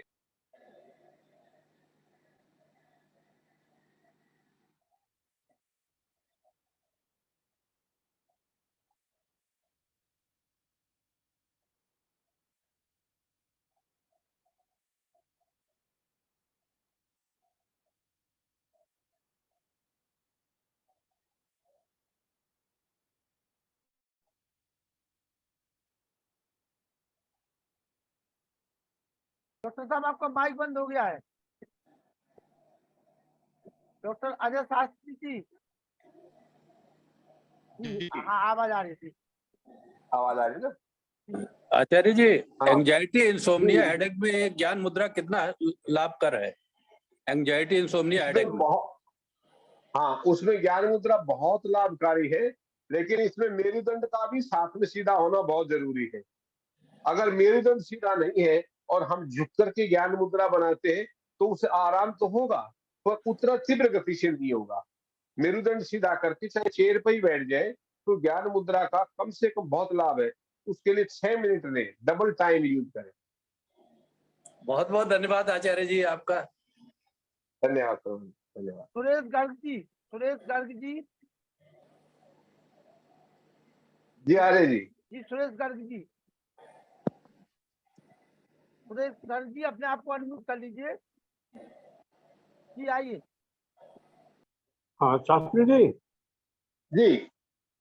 शास्त्री जी, मैं ये पूछा, धड़कन के लिए आपने बताया कि अर्जुन की छाल और दालचीनी और सौंठ 50-50 या 20 ग्राम को मिला करके रात्रि को पानी में भिगो दें, सुबह को उबाल करके हाँ, आधा रहने पे दूध मिला करके पी लें, तो हाँ, इससे उसमें धड़कन जो है, धड़कन कंट्रोल रहेगी। बिल्कुल, बिल्कुल किशोर जी, इसमें एक 120 ग्राम बना के रख लेंगे जी और 1 चम्मच डेली 1 चम्मच का प्रयोग करेंगे। 1 चम्मच आधा लीटर पानी में उबाल लेंगे। जी। तो ये अर्जुन की आधा छाल लीटर कहाँ पानी मिलेगी? अर्जुन की छाल मिल जाएगी मार्केट में? आराम से, आराम से। ये तो आयुर्वेद की जितने भी खादी भंडार की दुकानें हैं, उसमें भी मिल जाएगा। उसको बोलो ठीक है, अर्जुन छाल पाउडर दे दो। अच्छा, धन्यवाद धन्यवाद ठीक, धन्यवाद। धन्यवाद। और आइए, किसी का कोई प्रश्न हो तो पूछ लीजिए। बहुत अच्छा अवसर। जेएनयू के हमारे विभागाध्यक्ष आयुर्वेद के, आइए किशोर जी, दिल्ली से आइए किशोर जी। जी किशोर जी पूछिए। किशोर जी आपकी आवाज नहीं आ रही है। किशोर जी आपकी आवाज नहीं आ रही है। अनम्यूट करिए किशोर जी। हाँ हेलो, हाँ, नमस्ते आवाज जी। आ जी जी नमस्कार जी। अच्छा, शास्त्री जी, जब ये मुद्रा लगाते हैं तो अंगूठे और उंगली हाँ, को दबाना होता है या सिर्फ हल्का सा टच करना होता है? एक ना दबाना है ना हल्का करना, थोड़ा सा एक ऐसा संबंध जोड़ लेना अंगूठे और उंगली के अंदर भाग का, जिसके अंदर एकदम स्पर्श भी बना रहे और हटे भी नहीं। एक प्रकार से हल्का सा प्रेशर दें, ठीक है। जिससे कि अंगूठे की जो स्किन है उसके ऊपर ब्लड पर प्रेशर पड़े। ठीक है। बहुत ज्यादा। नमस्कार नमस्कार जी। प्रणाम। आइए योगेंद्र सेन जी फुलपहाड़। योगेंद्र जी पूछिए क्या पूछना है। हेलो। हाँ पूछिए योगेंद्र जी, वीडियो खोलो। हेलो, हाँ सर नमस्ते। नमस्ते, वीडियो हाँ खोलिए। नमस्ते नमस्ते भाई, प्रणाम। हाँ सर, आवाज आप तक आ रही है? आवाज आ रही है, हाँ पूछिए। मुझे सुनाई दे रही है आपकी आवाज। जी जी सर। सर मैं 2-3 साल से सर्वाइकल स्पाइन और बैक पेन से परेशान हूँ, तो इसके लिए कोई अच्छी एडवाइस या जो भी आयुर्वेदिक से रिलेटेड हो उसके लिए जानकारी देखो, चाहिए। आपकी कितनी उम्र है? 23 ईयर्स। 23 साल में चीजें आनी नहीं चाहिए, लेकिन चलो आ भी गई है तो जी आप थोड़ा सा और जीवन शैली को ठीक कीजिए। इसमें तो शोल्डर रोटेशन वाली क्रिया करते हो आप, हल्का ठोड़ी ऊपर करके? जी जी। जी अभी कोई कंटिन्यू तो नहीं कर पाता, लेकिन बीच में की थी लगभग 10 से 15 दिन, तो लगभग में कोई इसका बेनिफिट नहीं मिला। लेकिन किसी आप अच्छे योग सेंटर में ज्वाइन करो, जी जी। क्योंकि जब तक आप अंडर सुपरविजन नहीं करोगे तो जी जी। उसमें मदद नहीं मिलेगी। और ये क्रिया करते हो, हस्त क्रियाएं, तो पीछे पुश करना, फिर पीछे से आगे पुश करना, जी फिर जी। हल्का सा मस्तिष्क के ऊपर दबाव देना, फिर जी जरूर दूसरे उसमें दबाव देना, और फिर जी। ठोड़ी पर प्रेशर देना। ये क्या अभ्यास करते हो? जी नहीं सर। हाँ, ये अभ्यास किसी भी अच्छे योग सेंटर में जाओ, अच्छे योग विशेषज्ञ से एक बार अच्छे से सीख लो, क्योंकि ये चीजें अब ऑनलाइन भी नहीं सिखाई जाती, ऑफलाइन में अच्छा लगता है, आपको हम जी अच्छे से सरलता से बता सके। जी। और जी ये सर्वाइकल C1 में है, C2 में है, C3 में है, C4 में है? नहीं सर, अभी मैंने सिटी स्कैन कराया तो उसमें कंफर्मेशन नहीं हो पाया, और मुझे डॉक्टर ने एडवाइस दी थी आप एमआरआई कराइए और न्यूरो सर्जन को दिखाइए। तो मैं बहुत जल्द हाँ, कोशिश करूंगा दिखाने के लिए। देखिए, इसके अंदर पहले तो एक अच्छे आयुर्वेदिक सेंटर या योग सेंटर को ज्वाइन कर लो, और जी जी। फिर आप एलोपैथ में प्रवेश कीजिए। एलोपैथ में एक बार घुस गए तो बड़ा कठिन होगा। जी जी। और मैं जहां तक सोचता हूँ, 23 साल की उम्र में आप तकिया लगाते हो क्या बहुत ऊंचा? नहीं सर, पहले लगाता था लेकिन अब तो कंटिन्यू लगभग से 1 साल से नहीं लगा रहा हूँ, और प्लेन बिस्तर पे भी लेट रहा हूँ, तखत या किसी तरीके का, और मोटे बिस्तर पे भी लेटता हूँ, तकिए के नहीं इस्तेमाल करता। अच्छा, लेट करके मोबाइल तो नहीं चलाते? जी मोबाइल चलाता हूँ। हाँ, ये इसी कारण से आपको सर्वाइकल ठीक नहीं होता, क्योंकि आप लेट करके मोबाइल नहीं चलाएंगे। आप कमर सीधी करके और मोबाइल को ऐसे रखिए जैसे मैंने अपना रखा हुआ है, और फिर बात कीजिए किसी से। मोबाइल में आप इसमें गहन अवस्था में चले जाते हो, पोस्चर का ध्यान नहीं रहता, तो उससे सर्वाइकल बढ़ जाता है।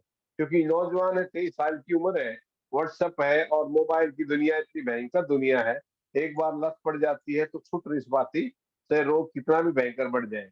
तो आप मोबाइल से धीरे धीरे किनारा कीजिए, और स्पीकर पर आप बातें सुनिए, दूर रख करके।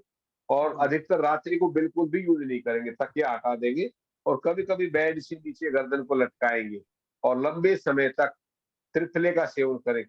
केवल त्रिफला चूर्ण लें रात्रि को 1 चम्मच, क्योंकि जी। जी पेट भी ठीक नहीं रहता, इस कारण से जल्दी गर्दन गड़बड़ रहती है। और विटामिन D3, D6, B12 एक बार चेक करा लें, अगर इनकी कमी है तो इनकी पूर्ति करें। या तो जी। सर पे वो शेषे ले, या कोई एक मेडिसिन आती है जो सप्ताह में 1 दिन लेते हैं, या फिर आप थोड़ा सा ड्राई फ्रूट स्टार्ट करें, जैसे अखरोट, अलसी के बीज और तिल। 1 चम्मच तिल और 2 अखरोट और आधा चम्मच अलसी के बीज डेली खाएं। तो जी। जी इससे आपके सर्वाइकल जो वर्टिगो है, एक प्रकार से इनके बीच में लुब्रिकेंट बना रहता है वो सूख गया है आपका, उस कारण से भी इतनी छोटी उम्र में आपको तकलीफ दे रही है। तो आपको थोड़ा सा जीवन शैली को ठीक करना पड़ेगा, नहीं तो ये ठीक नहीं होगा, क्योंकि ये कोई रोग नहीं है, ये बस आपका कहीं न कहीं कोई पोस्चर गलत है, जिस पोस्चर के कारण ये समस्या बढ़ रही है। अनिल नरोला जी। आदरणीय डॉक्टर आचार्य अजय शास्त्री जी, आपको सादर नमस्ते। सभी आर्यजनों को नमस्ते। डॉक्टर साहब, बहुत ही उपयोगी और महत्वपूर्ण जानकारी आपने दी है, और मैं आपसे 2 बातें पूछना चाहता था। एक तो ये कि मेरी एज 71 ईयर्स है, और मेरी आंखों में ना कैटरेक्ट मुझे 10 साल पहले बताया गया था कि आंखों में कैटरेक्ट है, लेकिन मैंने अब तक सर्जरी ऑपरेशन नहीं कराया, क्योंकि मैं यही सोचता हूँ कि शायद प्राणायाम से ठीक रहेगा ये, और मैं रोज 40 मिनट का प्राणायाम करता हूँ, तो मुझे लगता है कि मुझे कैटरेक्ट की सर्जरी की जरूरत नहीं है, क्योंकि मेरा काम ठीक चल रहा है, बहुत ज्यादा प्रॉब्लम नहीं है मुझे। तो मैं ये पूछना चाहता था क्या ये ठीक है या ऑपरेशन कराना ही चाहिए? और एक बात ये पूछना चाहता था कि क्या दिन में सोना गलत होता है, और खास तौर से उन लोगों के लिए जो रात को ड्यूटी करते हैं, उनको भी दिन में सोने में कोई समस्या रहती है? क्योंकि ज्यादातर मैंने यही पढ़ा है कि दिन में सोना गलत होता है। और एक डॉक्टर साहब ने जो आयुर्वेद की नेत्र ज्योति के लिए आयुर्वेद की मेडिसिन बताई थी, उसका नाम जरा दोबारा बता दीजिए। धन्यवाद आपका, बहुत बहुत नमन। जी, वेद कहता है दिवा मां स्वपसी, दिन में ना सोए। और तो लेकिन अब हमारी दिनचर्या कुछ ऐसी हो जाती है कि रात्रि को जगना है, रात्रि को कुछ कार्य करना है, तो उतनी पूर्ति के लिए दिन में सोना भी फिर जरूरी है। अगर आप रात्रि को 3 घंटे जग गए, तो सुबह दिन में भी आप 3 घंटे किसी तरह निकाल कर उसको नींद की पूर्ति करें। आहार, निद्रा और ब्रह्मचर्य। निद्रा एक प्रकार से शरीर का स्तंभ है, अगर स्तंभ कमजोर हुआ तो शरीर स्वस्थ नहीं महसूस कर पाएगा। और कैटरेक्ट की अवस्था में या आंखों की कमजोरी में सप्त अमृत लो, 7 अमृत की एक प्रकार की औषध तैयार होती है, उस औषध का नाम है सप्त अमृत लो। सप्त अमृत लो, अच्छा ठीक है। और दूसरी है त्रिफला घृत, त्रिफले का घी आता है, त्रिफला। तो दोनों टाइम टैबलेट में जब सूर्य उदय होता है, शहद के साथ चाट ले 2 गोली सुबह, और जब सूर्य छिपता है तो 2 गोली तब लेने आप सप्तम्रात लो। और करीब 4 बजे के आसपास 1 चम्मच आधा कप दूध में त्रिफला घृत ले लें।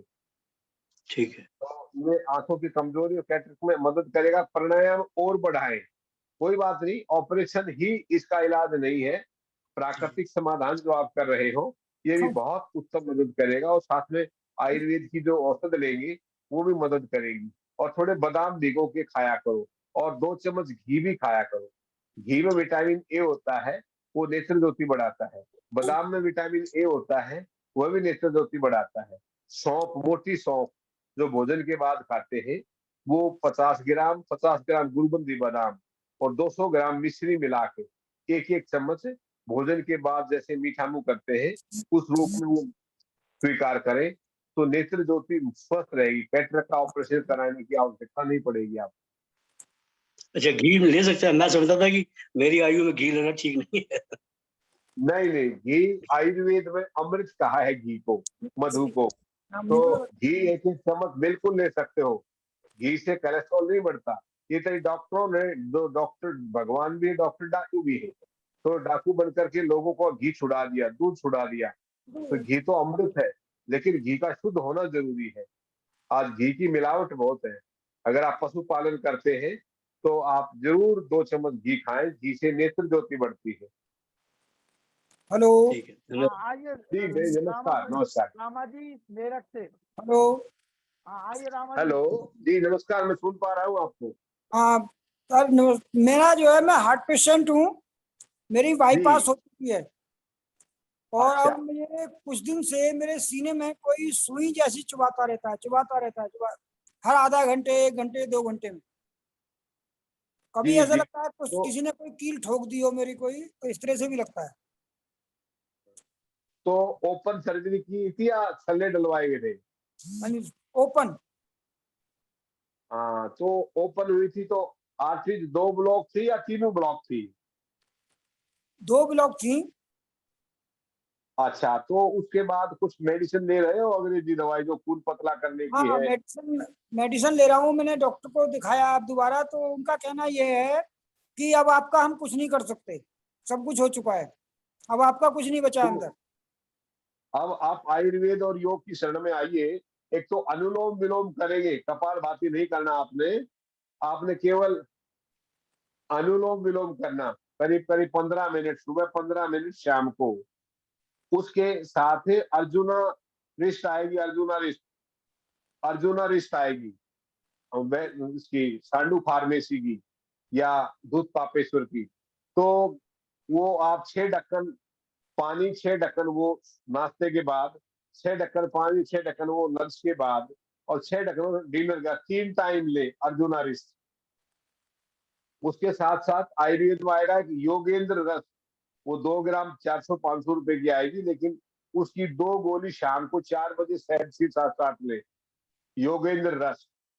आप 15 दिन चाटने के बाद आप सूचना दें हमें, आपको ये सुई से चुभने वाली बिल्कुल दिक्कत नहीं रहेगी। अच्छा, अर्जुनाइस्ट और योगेंद्र रस दोनों चीज वैद्यनाथ का मिल जाएगा या दूध पापेश्वर का, बहुत अच्छी औषधि है। और अनुलोम विलोम प्राणायाम 15-15 मिनट सुबह शाम जरूर करें।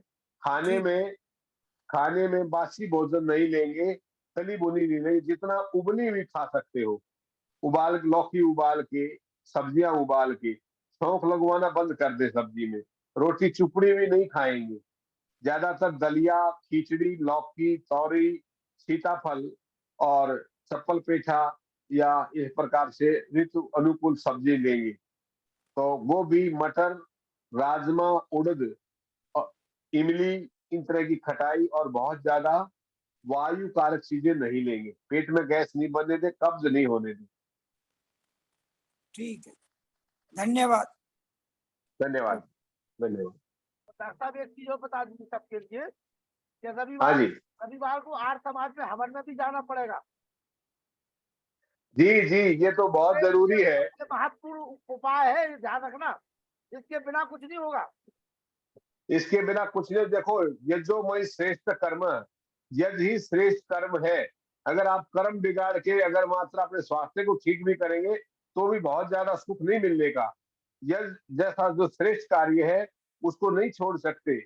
यज्ञ से पूरा परिवार शुद्ध होता है, यज्ञ से पड़ोसी का मस्तिष्क ठीक होता है, यज्ञ से गुस्से पर कंट्रोल होता है, यज्ञ और अपनी दूषित वायु को दूर कर ऑक्सीजन लेवल को ठीक करता है। तो जब वो लोग शुक्रवार को अपनी नमाज अदा मिलके करते हैं, क्यों ना रविवार को हम सब मिलकर के हवन करें। हवन तो एक ऐसा है जिससे पवन शुद्ध होती है। तो अगर आप हवन नहीं करेंगे तो आपका अधिकतर अस्थमा बन जाएगा। अभी दवाई लेने अस्थमा वाले को ध्यान ठीक से करने सुन के ले। लिए हवन बहुत जरूरी है। सभी योगा करने वाले, दवाई लेने वाले, इसका भी ध्यान रखें। रविवार को हवन करना जरूरी बताया डॉक्टर साहब ने। हाँ, और जिस घर में हवन नहीं होता उस घर में अनेकों बीमारियां जन्म ले लेती हैं। जिस घर में सूर्य का प्रकाश नहीं आता, जिस कुएं में प्रकाश नहीं आता सूर्य का, ऐसे जिस घर में हवन नहीं होता उस घर में अनेकों रोग जन्म लेते हैं, कलह होती है और वंश वृद्धि रुक जाती है। इसलिए प्रत्येक रविवार को, अमावस्या को, एकादशी को, जन्मदिन पर, बुजुर्गों के जन्मदिन पर, माता पिता के जन्मदिन पर, खुद के जन्मदिन पर, बच्चों के जन्मदिन पर केक में काटकर केवल हवन कीजिए। और अच्छा बेसन का हलवा बनाइए, आप मूंग का हलवा बनाइए, प्रसाद बनाइए, सबको खाइए, खिलाइए, बांटिए। ये आर्य का परम धर्म है। आइए सियाराम जी, श्रीवास्तव जी, पूछिए सियाराम जी। नमस्कार साहब। नमस्ते, पूछिए। जी नमस्कार। हाँ, मेरी आंखों में मोतियाबिंद की शिकायत हो रही है, नजर कम हो रही है। मोतियाबिंद काला वाला है, सफेद है? ये तो डॉक्टर ने बताया है। देखो, जो बाबा रामदेव जी की एक नेत्र बिंदु आती है, नेत्र बिंदु जी, लगभग 20-25 रुपए की आएगी। वो दोनों टाइम डालिए, आपका काला मोतिया कट जाएगा, सफेद मोतिया भी कट जाएगा। अच्छा, और खाने के लिए? खाने के लिए सौंफ ज्यादा खाइए, सौंफ जो मोटे वाली सौंफ है। बादाम ज्यादा खाइए और कम से कम 2 चम्मच घी डेली खाइए। जी। गाय का दूध मिल जाए, शुद्ध देसी गाय, सफेद गाय का, तो वो भी आपके मोतिया को दूर करने में मदद करेगा। बछड़े वाली गाय हो, सफेद गाय हो। वैसे मैंने दक्षिणी मिर्च, बादाम, मिश्री और सौंफ का पाउडर बना लिया है। वो बहुत अच्छा है दक्षिणी मिर्च का भी, लेकिन शाम उसको को भिगोना रहता है। शाम को दूध के साथ लेता हूँ। हाँ ठीक है, मदद करेगा, बहुत मदद करेगा। क्या अनुलोम विलोम भी करना पड़ेगा? अनुलोम विलोम करेगा तो आंखों के निचले हिस्से से गाढ़े मिट जाएंगे। अच्छा, ठीक, धन्यवाद। नमस्ते माता जी।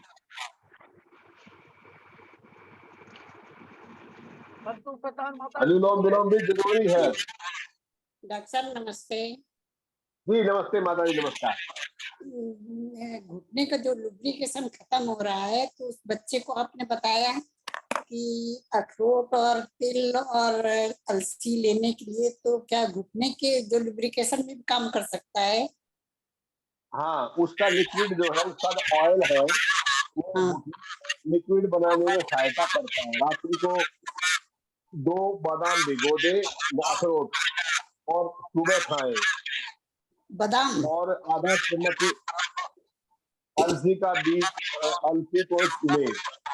अलसी तो डॉक्टर साहब हम सुबह 1 चम्मच रोज खाते हैं, खाली पेट। तो अच्छा, हाँ, तो तिल खाते हो? तिल तिल तिल नहीं खाते हैं। हाँ, अब 1 चम्मच डेली तिल का भी आप शुरू कर दें। अच्छा। और जो बबूल है ना, बबूल की फली आएंगी, उसमें बीज निकाल के उसका पाउडर बना ले, बबूल की फलियों का। तो हमने 2-3 साल खाया बबूल का पाउडर। अच्छा। 2-3 साल खाया, हाँ, खाली पेट 1-1 चम्मच सुबह मतलब सुबह 2-3 साल खाया।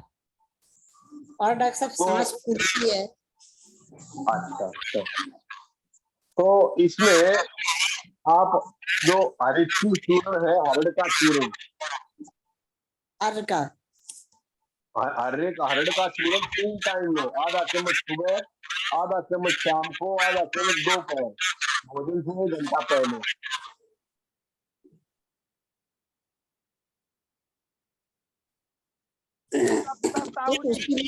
तो उसके लुब्रिकेशन के लिए बादाम नहीं खाए थे डॉक्टर साहब? तिल और बादाम तो आंखों की रोशनी मदद करेगा। अच्छा, नहीं मतलब वो घुटनों की मतलब लुब्रिकेशन के लिए।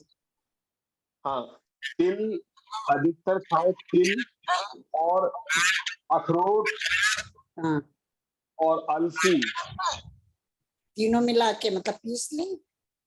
हाँ, पीस लो, पाउडर बना लो जी। और 1 चम्मच से दूध या गर्म पानी से सेवन किया करो। जी, धन्यवाद डॉक्टर साहब, नमस्ते। धन्यवाद माता जी। आइए माता चंद्रकांता गेरा जी, बहन जी। जी, सभी को सादर नमस्ते जी। आवाज आ रही है मेरी? जी आवाज आ रही है। जी नमस्कार, नमस्कार बिलवा रही। पहले तो ईश्वर को धन्यवाद, फिर अपने ऋषि दयानंद जी को, जिन्होंने आप सबसे हमें मिलवाया है, और लाखन जी भैया का विशेष धन्यवाद कि आध्यात्मिकता के साथ साथ सबके रोग हरण का भी कार्य कर रहे हैं। ये निश्चित है, स्वस्थ शरीर में ही स्वस्थ मस्तिष्क का वास होता है।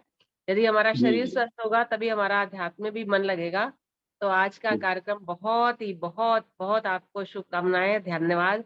और आदरणीय डॉक्टर साहब का भी कि उन्होंने रोग निवारण के साथ साथ यज्ञ के लिए भी प्रेरित किया, क्योंकि यज्ञ के द्वारा ही जब हमारी वायु स्वस्थ सही होगी, शुद्ध होगी, तभी हम जो अनुलोम विलोम जितने भी प्राणायाम करेंगे तभी तो हम भी स्वस्थ होंगे। तो बहुत बहुत धन्यवाद आदरणीय डॉक्टर साहब का भी, आपका भी धन्यवाद। धन्यवाद धन्यवाद। कविता जी पूछिए। हाँ जी, नमस्ते जी आचार्य जी। नमस्ते कविता जी, नमस्कार नमस्कार। कविता जी का गाते गाते गला भर जाता है थोड़ा। नहीं, बहुत वर्षों के बाद आपको देखा, बहुत अच्छा लगा। बॉम्बे में आपसे मुलाकात हुई थी, बॉम्बे में। बिल्कुल बिल्कुल याद है। और जो आज आपका ये रहा एपिसोड बहुत अच्छा, और सच में जैसे चंद्रकांता जी कह रही थी ना, अध्यात्म के साथ साथ शारीरिक हमें स्वस्थ रहना भी आवश्यक है। तो बहुत अच्छा लगा। बहुत धन्यवाद कविता जी, आप तो कवित्री हैं, हम आपके भजन सुनते रहते हैं विभिन्न कार्यक्रमों में, और बहुत अच्छा पूर्ण मनोयोग से आप गाती हैं। तो ईश्वर आपके गले को, शरीर को आपके स्वस्थ बनाए से रखे। पहले भी गाना था उनको, लेकिन थोड़ा सा 5 मिनट लेट हो गए वो। कोई नहीं। आइए रीता जी, रीता जी क्या रह गया है, पूछिए बहन जी। आचार्य जी अपना नंबर दे दीजिए। अच्छा ये प्रश्न है। 9868। प्रश्न है, एक ज्वलंत प्रश्न है। हाँ जी जी जी जी शर्मा जी। आजकल हमारे मेडिकल कॉलेज में बच्चे डिप्रेशन के बहुत शिकार हो रहे हैं पढ़ाई के बोझ से, तो उनके लिए क्या हम एडवाइस करें? उसको या तो शांत बैठा करके थोड़ा मेडिटेशन करवाएं जी, और ज्यादातर प्राणायाम करवाएं। कौन से प्राणायाम कराएं जी? भ्रामरी प्राणायाम ज्यादातर दे। धन्यवाद। आर समाज में ले जाए उनको, आर समाज में। शर्मा जी हाँ, वहां तो भिजवाते हैं, वहां तो जाते हैं, कुछ विद्यार्थी जाते हैं। ठीक हो जाएंगे। बिल्कुल बिल्कुल। दयानंद जी का चेला बना दो, अपने आप ठीक हो जाएंगे। जी जी जी जी बिल्कुल बिल्कुल। हाँ, अजीता बासना जी को नंबर बोल दीजिए, वो काफी देर से इंतजार कर रहे हैं। जी जी 9868 151670। 9868 1516 1516 70। 70 9868 151670। हाँ जी जी आचार्य जी धन्यवाद। 98 68 15 16 70। सीता जी जी भोपाल में आर समाज में जाती हो कहीं? जी भैया जी अभी हम भोपाल छूट गया हमारा, हम आगरा आ गए। हाँ तो आगरा में जाना पड़ेगा, तभी आराम मिलेगा, ध्यान रखना। जी आज जी भैया जी जाएंगे जरूर जाएंगे। अगर वहाँ नहीं जाओगी तो आराम नहीं मिलेगा। ये दवा तभी काम करती है जब दयानंद जी की शरण में जाते हैं। जी जी सही बात है। नहीं हम तो पक्का नुक्ता बता रहे हैं। ठीक है लाखन जी, मैं आपसे आज्ञा लूं। बस बस बस चलिए, मुनि जी आ जा, 2 शब्द कह दे। मुनि जी के पिताजी भी बहुत बड़े वैद्य थे, लेकिन मुनि जी नहीं है वैद्य इस मामले में। ओम आइए। ओम जी ओम। सभी के लिए सादर नमस्ते। सम्मानीय आचार्य जी के लिए पुनः नमस्ते। नमस्कार प्रणाम। धर्मार्थ अर्थ काम मोक्षाणाम आरोग्यम मूलम उत्तमम। धर्म अर्थ काम और मोक्ष की प्राप्ति के लिए अगर आप प्राप्ति चाहते हैं तो इसके मूल में आपको शरीर को स्वस्थ रखना पड़ेगा। ये तर्क का है और तभी हम स्वस्थ रह सकते हैं। तो बिल्कुल बिल्कुल। हमारे आ जाए डॉक्टर सम्मानीय आ जाए शास्त्री जी, जैसा कि हम पिछली बार भी आपको सुन चुके हैं, तो सभी की संतुष्टि रही है और आज भी पुनः अपना धारावाहिक योग और उसके आयुर्वेद पर तो बताया ही है। कविता जी पूछ लीजिए। जी कविता जी का एक प्रश्न आ गया। कविता जी मैं ये पूछ रही थी आचार्य जी कि मेरा बीपी हाई हो गया है 1-2 दिन से। आपका कोलेस्ट्रॉल भी हाई रहता है, आंखों के अंदर जो निशान आए हुए हैं ये कोलेस्ट्रॉल हाई के कोलेस्ट्रॉल लक्षण भी है और अभी तो यूरिक एसिड की भी खा रही हूँ मैं गोली। हाँ, यूरिक एसिड में एक दारू हल्दी आएगी, उसको भिगो लिया करो। छाल है एक प्लांट की, हल्दी का प्लांट, उसको बोलते हैं दारू हल्दी। तो 4 उंगल की लकड़ियां हो, उनको भिगो दो 1 कप पानी में, शाम को सुबह पी लो। सुबह फिर उन्हीं लकड़ियों को भिगो दो, उनको शाम को। ये तो दारू हल्दी का पानी पियो, जो आपकी यूरिया वो कम करेगा। और आधी चम्मच धनिया पाउडर भी खाया करो, आपकी यूरिया और क्रिएटिनिन को कम करेगा। धनिया पाउडर आधी चम्मच। सूखा ही खाना है जी, सूखा ही खाना है। उसमें अगर शुगर नहीं है तो आप देसी खांड मिला सकते हो। अच्छा, और शुगर के कारण खांड कैसे मिलाएं? हाँ, इसीलिए ऐसे ही खा लो, सूखा ही खा लो फिर। और दूसरा ये है कि आपको कोलेस्ट्रॉल, उसमें हरड़ का चूर्ण 1 चम्मच सुबह 1 चम्मच शाम को हरड़ का गर्म पानी से लो। आपका LDL HDL दोनों ठीक हो जाएंगी, क्योंकि कोलेस्ट्रॉल के ज्यादा बढ़ जाने से हार्ट की शिकायत बढ़ने के चांस बढ़ जाते हैं। क्योंकि आंखों के सामने ये निशान आ जाते हैं तो समझो अंदर जमा हुआ है। और हाई बीपी में सर्पगंधा घनवटी बहुत बढ़िया दवाई है। सर्पगंधा मिश्रण या सर्पगंधा घनवटी आयुर्वेदिक है। तो लगभग 3 टैबलेट सुबह लो, 3 टैबलेट शाम को। वैद्यनाथ की सर्पगंधा हाँ सर्पगंधा घनवटी। घनवटी। हाँ अच्छा, तो अभी उसने 5 दिन के लिए मेरे को दी है गोली, वो तो खाऊं कि नहीं? वो खा रही थी। नहीं 5 दिन की तो खा लो। एवलोप्लॉन है, टेल्मा है, बहुत सी ऐसी औषधि हैं। वो तो डॉक्टर ने दी है ना, हाँ, लेवल करने के एमिडिपिन लिए है। दी होगी। हाँ तो 4-5 दिन वो ले लो और प्रारंभिक अवस्था में, लेकिन हेयम दुखा मनागतम, कष्ट आने से पहले संभले। तो जब ये ठीक हो जाए एकदम, फिर आप आयुर्वेद का सहारा लेकर के अपने को पूर्णता निरोग कर लो। ठीक है। और प्राणायाम भी साथ में करते रहोगे तो जल्दी ठीक हो जाएगा, क्योंकि खून में वो ऑक्सीजन की मात्रा बनी रहेगी प्राणायाम से। अनुलोम विलोम 15-15 मिनट करो सुबह शाम। कपाल भाती करो आप 10 मिनट, तो जिससे कि खून के थक्के मिटे, खून का गाढ़ापन दूर हो। खून में गाढ़ापन मत आने दे। खून गाढ़ा हो गया इसलिए कोलेस्ट्रॉल बढ़ गया है और उसी कारण बीपी बढ़ गया है। ठीक है, धन्यवाद। ठीक है, योग प्राणायाम धन्यवाद, रिजल्ट नमस्कार। सामने दिखाई देने लगे हैं। माता हमारी बहन चंद्रकांता गेरा जी प्रारंभ कर दिया है, धन्यवाद। और मैं निवेदन करूंगा, एक प्रश्न और आया है। उम्र बता रहा है 50 साल और बता रहा है कि शरीर में गांठें हैं। जी किसको? कोई बता रहे हैं रामचंद्र जी है, कोई रामचंद्र जी जी। बता रहे हैं, उम्र 50 साल है, शरीर में गांठें हैं। हाँ, उनको कचनार गूगल का सेवन करें।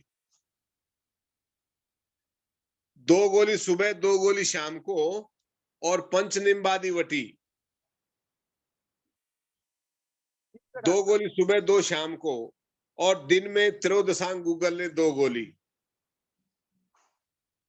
और साथ साथ अरंडी के तेल की मालिश करें।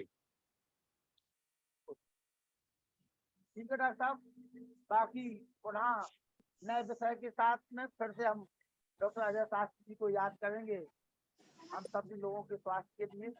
आइए वेद प्रकाश शर्मा जी शांति पाठ करें। नमस्ते जी जी। डॉक्टर साहब।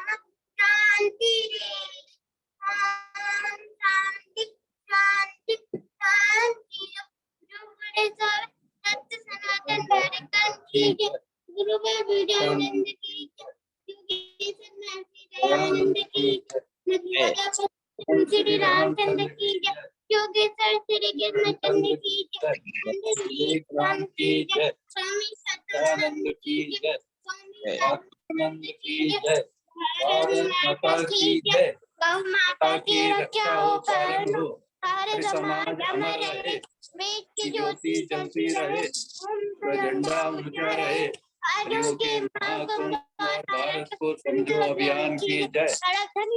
ओम नमस्ते जी। ओ नमो नमः। सभी के माइक खोल दिया, डॉक्टर साहब से सभी लोग नमस्ते कर लीजिए। नमस्ते सभी को, डॉक्टर साहब को बहुत बहुत नमस्ते, धन्यवाद। जी नमस्ते। नमस्ते जी, नमस्ते सभी को, नमस्ते। नमस्ते चंद्रकांता माता जी। नमस्ते जी, नमस्ते। डॉक्टर साहब को सोने का समय हो गया है। डॉक्टर अजय शास्त्री, क्या हाल है गीता जी? हाँ जी ठीक है। बिल्कुल, तबीयत ठीक है ना? आप सुनाओ। हाँ जी। बच्चे ठीक है? जी जी सब ठीक। संतोष का क्या हाल है? और 3-4 दिन से बात नहीं हुई। अच्छा अच्छा। डॉक्टर अजय शास्त्री जी, शुभ रात्रि। शुभ रात्रि जी। शुभ रात्रि जी सबको। सभी को नमस्कार।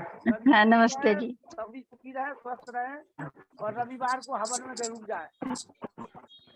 रविवार नहीं, मंगलवार को। भैया हमारे आपने जाना नहीं है क्या? हम तो मंगलवार रविवार तो अपने समाज में होता है। यहाँ तो आप नहीं रह सकते।